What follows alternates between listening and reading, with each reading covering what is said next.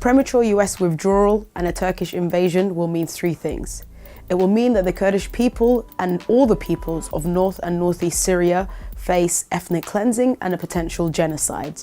It will mean the re-emergence and the resurgence of ISIS, and it will mean the crushing of one of the most inspiring and progressive political experiments in the region, a system that is based on direct democracy, ecology, and women's liberation. And actually, Turkey has already invaded Syria.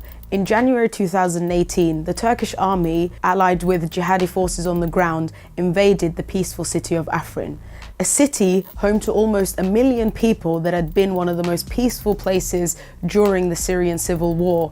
And while the fight was neck to neck, in January 2015, the tide was turned and the YPJ liberated the city of Kobane, during which Erdogan made no secret of his support for ISIS and the crushing of any Kurdish gain in the region. During the fight against ISIS, the Kurdish-led Syrian Democratic Forces lost 11,000 fighters, and this includes 8 brave British YPG and YPJ volunteers, including Mehmet Aksoy, Jack Holmes and Anna Campbell.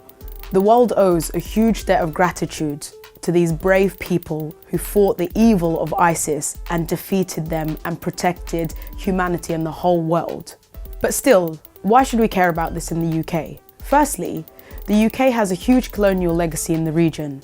100 years ago, through the Sykes-Picot Agreement, the UK carved up the region and divided the Kurdish people into 4 nation-states: Turkey, Iran, Iraq and Syria, which has only fueled sectarian conflicts for 100 years.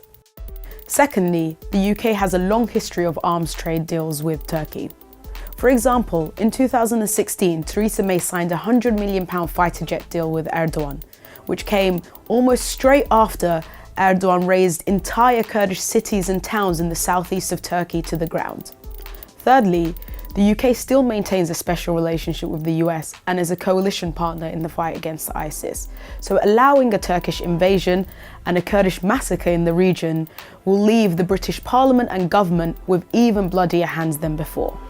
But perhaps one of the most important reasons we should care about northeast Syria is the political and social system being built there, based on the ideas of Kurdish Freedom Movement founder Abdullah Öcalan, who has been imprisoned on an island off the coast of Turkey since 1999. This system, which is working towards building a peaceful Middle East, ecological justice, direct democracy, and a cooperative economy, all based on women's liberation. It would be an absolute tragedy for this inspiring experiment to be crushed by a Turkish invasion supported by US and British imperialism. So what do we do? People will be mobilizing all across the country.